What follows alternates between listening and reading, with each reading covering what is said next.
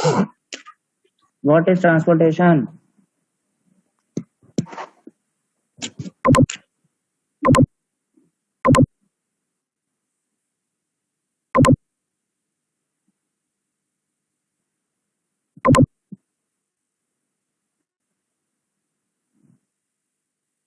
भैया कहाँ चले गए सब, सो गए क्या?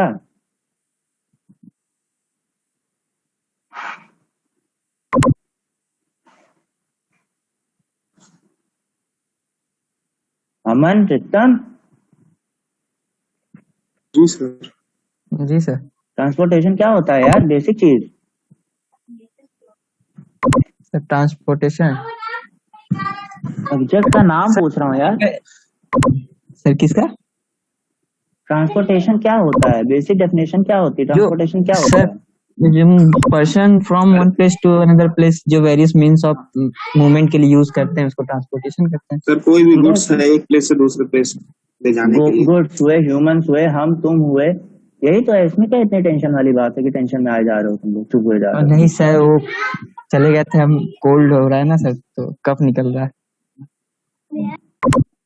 ठीक, अब उसके बाद अगला क्वेश्चन आता है, वो क्लियर थे, रोड पैटर्न्स बताए थे मैंने। Yes sir. उसके बाद रोड प्लान बताए थे मैंने। जहां पर जो भी डाउट हो बताना, रिपीट कर दूंगा। रोड प्लान्स बहुत इंपॉर्टेंट है। कितने तरीके के रोड प्लान थे?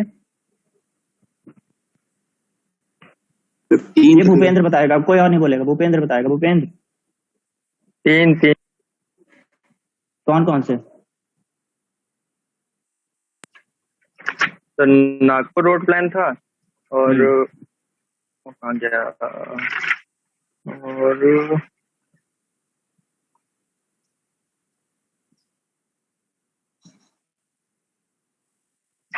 मुंबई रोड प्लान था और लखनऊ रोड प्लान था। मुंबई नहीं, बॉम्बे। सॉरी। ठीक, आकाश गुप्ता, नागपुर रोड प्लान कब से कब तक चला? आकाश गुप्ता। चला गया लगता है। आकाश गुप्ता।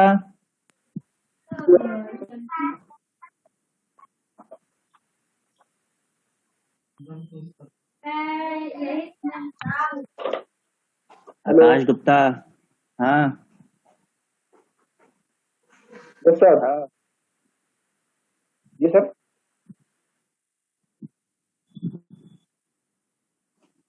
नागपुर रोड प्लान कब से कब तक चला था?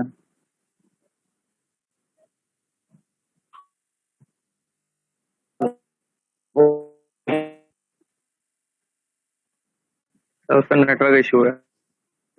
छोड़ो, तुम बताओ उर्वर, नागपुर कब से कब तक चला था? सर 1943 से 1961 तक। शालीन, बॉम्बे कब से वो लखनऊ कब से कब तक था?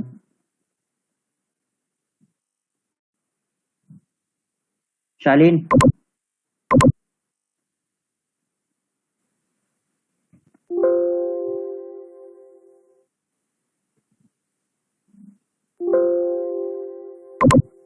नागपुर वाला 40 से 63 एक्चुअल डेट्स थे, जो उसने बोला वो थी जो रियल में वर्कआउट हुआ। प्रपोज डेट्स और एक्चुअल डेट्स का खेल हुआ था नागपुर रोड प्लान में।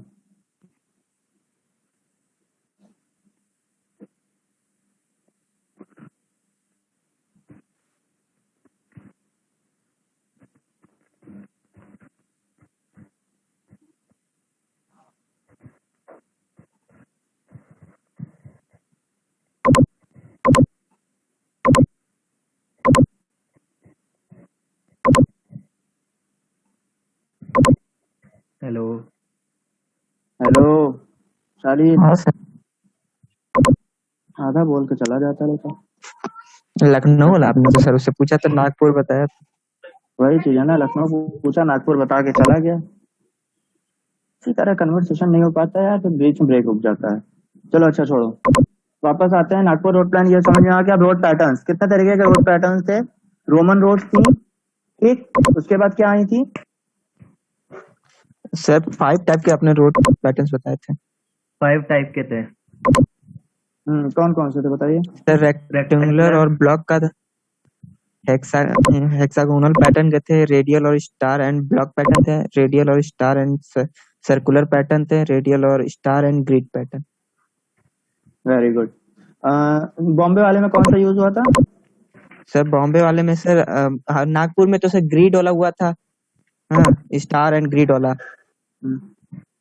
नागपुर में। और सर बॉम्बे वाले में सर एक्सप्रेस वाला बना था, इसलिए उसमें हमारा क्या कहते हैं रेड वो था, ब्लॉक पैटर्न वाला था, रेक्टेंगुलर शायद। ओके, कंफ्यूजन हुआ है, क्लियर आउट नहीं है चीजें। हाँ सर ये बॉम्बे वाले में और क्या पढ़ाया था? और सर सर अलाइनमेंट चल रहा पढ़ा था, दिया था और उसमें vehicle sir requirement operating cost चल रहा था। हाँ व्हीकल ऑपरेटिंग कॉस्ट में सर आपने पहले में इकोनॉमिकल वाले में 5 पॉइंट लिखवाए थे। हाँ इनिशियल मेंटेनेंस और ऑपरेटिंग। हम्म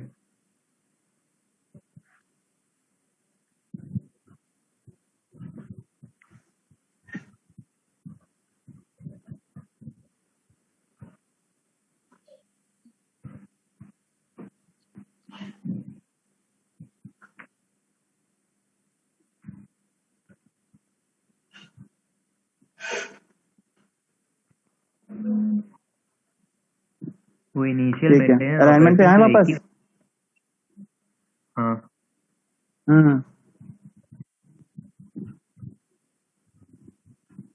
अलाइनमेंट हो गया था वैसे। उसके 2 टाइप थे आपने बताए थे, हॉरिजॉन्टल हाँ वर्टिकल, चलो वो दोनों। बस समझा दिए थे।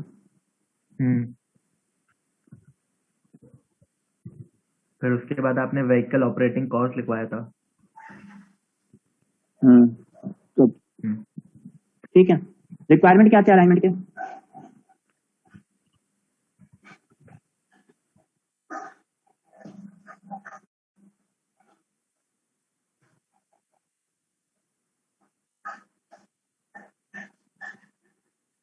सर अलाइनमेंट के सर रिक्वायरमेंट में सर आपने 5 पॉइंट जैसे फैक्टर कंट्रोलिंग अलाइनमेंट दिखाया था, उसमें इकोनॉमिक के लिखवाया था आपने 3 रिक्वायरमेंट।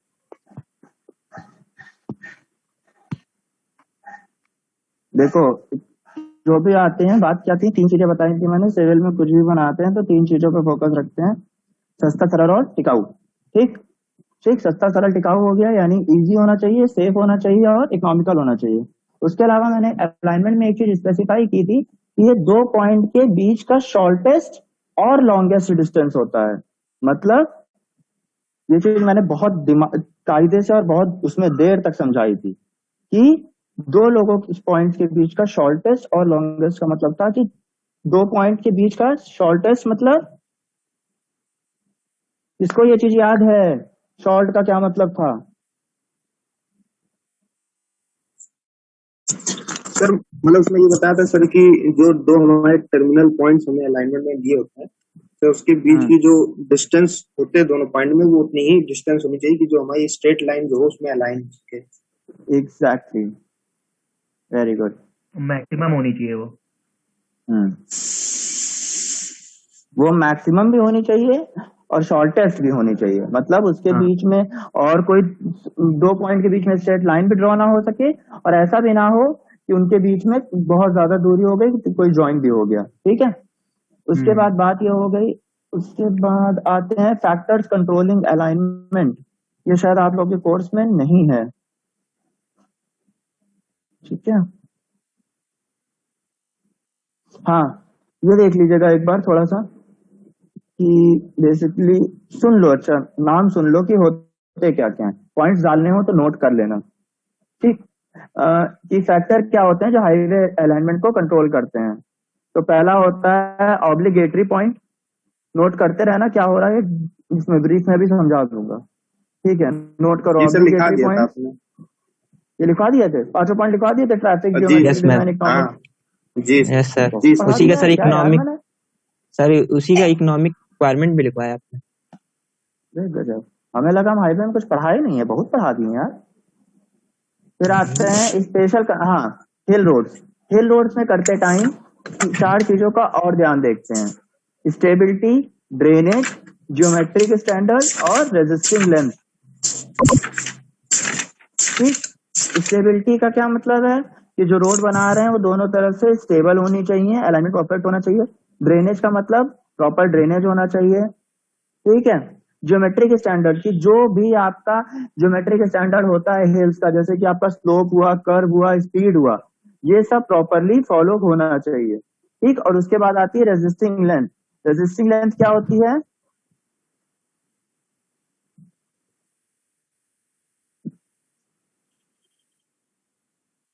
रेजिस्टिंग लेंथ बेसिकली बेटा होती है कि जैसे कि आपकी 2 पॉइंट है हिल रोड पे, ठीक है, तो हमारा जो डिफरेंस होता है, जो काम टोटल वर्क हमने किया कि एक सामान को दूसरी जगह दूसरे पॉइंट पे ले जाने के, और जो एक्चुअल डिफरेंस था उनके लेवल के बीच का, उनका होता है सम ऑफ, ठीक है। उसके बाद आता है सर्वे। सर्वे फॉर हाईवे लोकेशन, ये नोट करिए, यहां से खेल शुरू करते हैं।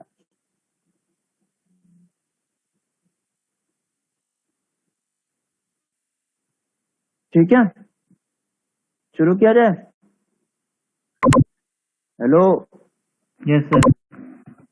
यार बोलते रहा करो भाई, हमें लगता है मीटिंग खत्म हो गई, जैसे Yes, कुछ दिन हुआ था उस दिन यही हुआ था, हम बोलते रहेगा तुम लोग की मीटिंग एंड हो गई।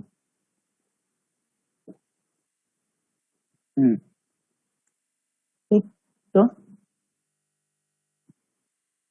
सबसे पहली पॉइंट क्या आती है? अब जैसे मान लो तुम लोग बहुत इजीली और बहुत आराम से बताना इस चीज को, ठीक है, सबको ये जवाब आते हैं, ठीक। हम लोग सिविल इंजीनियर हैं, ठीक है, 3 सेमेस्टर तुम लोग ने पढ़ाई कर ली है लगभग, ठीक। तो कोई भी अगर तुम लोग सर्वे करने जाओगे तो सबसे पहले क्या करोगे? उस जगह के बारे में इंफॉर्मेशन निकालोगे, इंफॉर्मेशन ही निकालोगे ना, कि और कुछ करने लगोगे जाते ही। yes. Yes sir.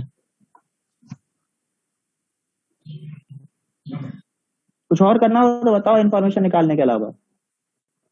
नहीं सर, उसके बाद अलग होगा।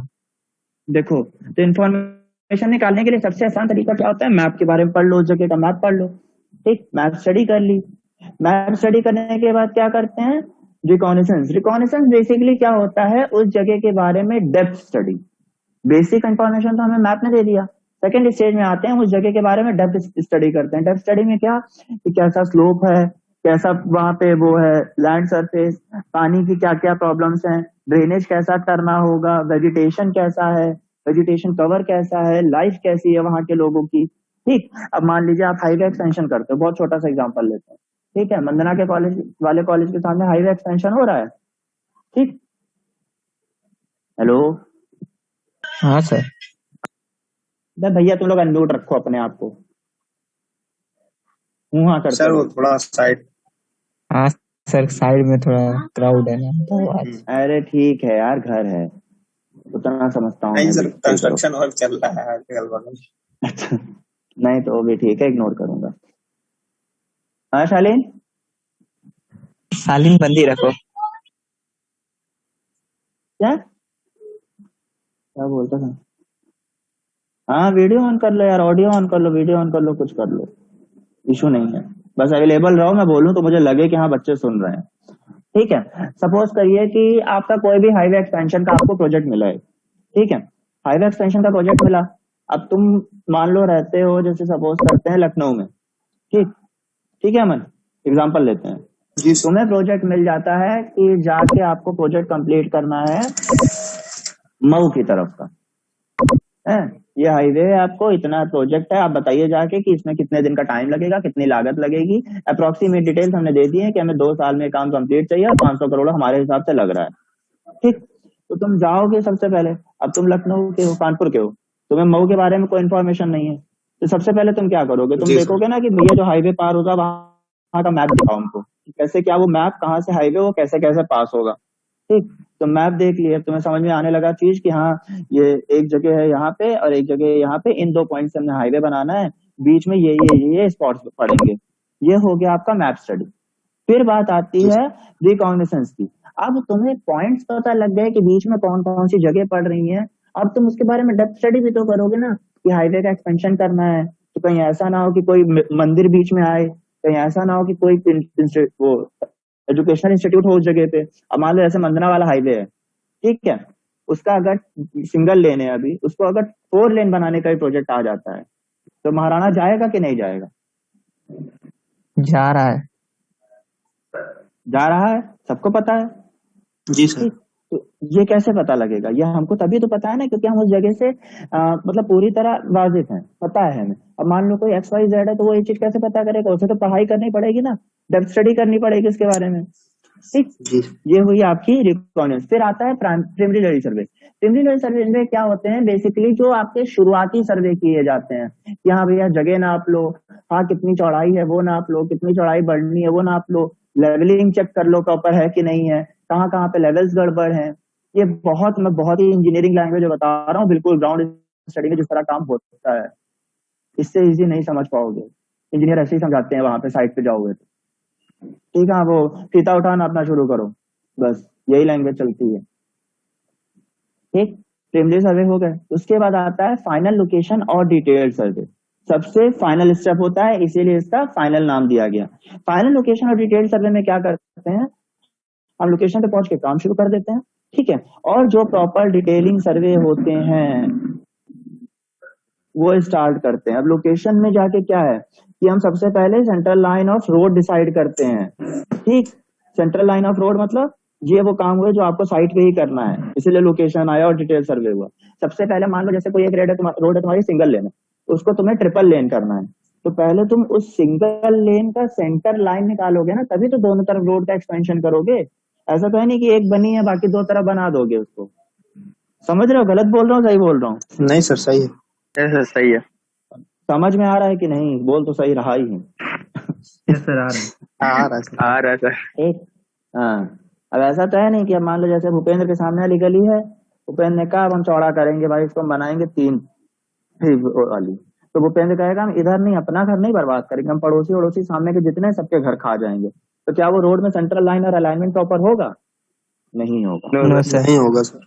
हाँ, इसीलिए कभी भी तुम लोगों ने देखा होगा कि कोई भी हाईवे अगर 2 लेन से 6 लेन 4 लेन बनाता है तो उसका एक्सपेंशन दोनों तरफ करते हैं, क्योंकि हमें सेंटर लाइन पहले वाले से डिसाइड होती है और हम उसी सेंटर लाइन को सेंटर लाइन मान के दोनों तरफ काम बढ़ाते हैं। बहुत इंपॉर्टेंट पॉइंट होता है सेंटर लाइन का, क्योंकि अगर से आपकी सेंटर लाइन गड़बड़ हुई तो आपकी रोड के कर्व्स, वो आपके अलाइनमेंट, आपका व्हीकल ऑपरेटिंग कॉस्ट, आपकी ब्रेकिंग, आपकी साइड डिस्टेंस, आपके ट्रांसपोर्टेशन की जितनी भी बेसिक चीजें होती हैं सब बर्बाद हो जाएंगी। ठीक है सर, जैसे कि हम लोग कोई हाईवे बना रहे हैं, हाँ, पहला तो हमारा एक सिंगल लेन का हाईवे है, हाँ, एक साइड हमारे मान लीजिए एरिया है, हम उसको बढ़ा सकते हैं, और एक साइड हमारा जैसे कि कोई रेलवे लाइन हो गया, तो उसको कैसे हम बढ़ाएंगे उधर? एक जैसे कि तुम जाना चाह रहे हो, जैसे मंदना हाईवे है हमारा, ठीक है, यही हाईवे तो है ना, एक तरफ रेलवे लाइन ही है, हाँ क्योंकि सर। बाकी घूमा मैं भी हूँ, पर इतना मतलब कि रेलवे लाइन से चिपक के हाईवे चल रहा है देखा मैंने भी कहीं नहीं। हाँ सर। तो ऐसे पर्पसेस में चीज यही आती है कि हमारा एक्सपेंशन केवल एक साइड ही पॉसिबल है, क्योंकि हम रेलवे लाइन को शिफ्ट नहीं कर सकते। ठीक, तो ऐसी जगहों पे आता है शिफ्टिंग ऑफ सेंट्रल लाइन। काम और ज्यादा मेहनत वाला और ज्यादा लंबा होता है, क्योंकि हमारा जो टोटल इसमें क्या होता है, हमारा जैसे एक सेंट्रल लाइन निकाल के काम करना और फिर से नई सेंट्रल लाइन बनाना, तो ये अप्रोक्सीमेटली आपका जो खेल हो जाता है नई सेंट्रल लाइन वाला, ये जैसे आप नई सड़क जब बनाते हो ना, तो फ्रॉम बिगिनिंग से जो काम होता है, इसमें बस आपको ये चीज देखनी होती है, जैसे आप पूरा लेंथ आपने मान लिया कि बढ़ने के बाद इंक्लूडिंग द ओल्ड रोड आपकी जो टोटल लेंथ हो जाएगी कितनी, सपोज करिए 100 मीटर की हो जाएगी, सपोज करने को बोल रहा हूँ, ठीक, हाँ सर। 100 मीटर की हो जाएगी, हाँ 150 मीटर की हो जाएगी, चलो मान लो, ठीक, कैलकुलेशन इजी करते हैं ताकि दिमाग में चलती रहे। 150 मीटर की हो जाएगी, इसमें 50 मीटर की तुम्हारी एक सड़क पहले से बनी हुई है जो सिंगल लेन है, तो यानी तुमने रोड बनानी कितनी है, 100 मीटर और बढ़ानी है विड्थ में। ड्राइंग करके समझाऊं क्या यार, वेट करो, ठीक है, तो ये 100 मीटर बढ़ाओगे ना तभी तो टोटल 150 होगी। सही बोल रहा हूँ? किसी को कंफ्यूजन? No sir. अब इस रोड की सेंट्रल लाइन थी ये 25 पे, सब एजम्पशन का खेल है, कैलकुलेशन पे मत जाना डायरेक्ट कि ऐसे कैसे। तो अब अगर टोटल लेंथ तुम्हारी 150 हो जाएगी तो सेंट्रल लाइन तुम्हारी सब कहाँ पे आएगी? 75 यानी somewhere here, somewhere here, yes sir, है ना। तो अब तुम क्या करोगे, तुम ये चीज देखोगे कि देखो भैया 25 पे तो पहले से थी, यानी इधर हमें 50 शिफ्ट करना है और इधर 75 लेना है। ठीक है, तो हम जो इस वाले 100 को बनाएंगे, इस वाले 100 में हम यहाँ से 75 का खेल लेंगे कि हमारा ये लाइन जो सेंट्रल की थी वो इधर आ जाए। इसको बोलते हैं शिफ्टिंग ऑफ सेंट्रल लाइन। मतलब जैसे पूरी पे कैलकुलेशन नई रोड बनाने पे 75 की करते, इसमें हम सेंट्रल लाइन की कैलकुलेशन ये करेंगे कि एक साइड से हम सेंट्रल लाइन के लिए नापेंगे 75 और एक साइड से नापेंगे 50, क्योंकि 25 पे ऑलरेडी सेंट्रल लाइन है। हाँ सर, समझ में आया किसी को ऐसा जिसको डाउट हो? आगे सर। आवाज से मजा नहीं आई तुम लोग की? आ गया। हम भी तो अकेले बोले। Bhupendra, any doubt? No sir. पुरवर, नहीं सर, कोई डाउट नहीं है। शालीन, वित्तम, नो सर, हम तो सबसे पहले बोले थे। गुप्ता,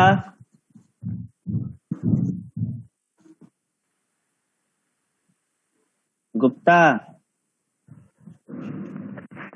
सर डाउट कोई? शाम को क्लास ले लूं क्या यार, ये टॉपिक कंप्लीट कर दूं आज? ओके सर, शाम में कितने बजे? कितने बजे तुम लोग फ्री हो बताओ? सर 7 बजे ले लीजिए। पूरा दिन फ्री है।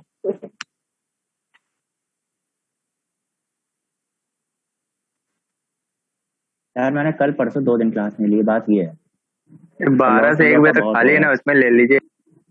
अरे सर, मैं 12 खाली से 1 होना चाहिए ना दिन में। तो सर 7 बजे शाम में ले लीजिए।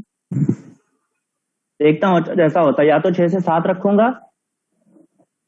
तो सोते कितने बजे हो? कोई ऐसा है जो 9 बजे सो जाता है बिल्कुल? No sir. हाँ कोई है सर, तो होता बताओ। नहीं तो बाकी काम है।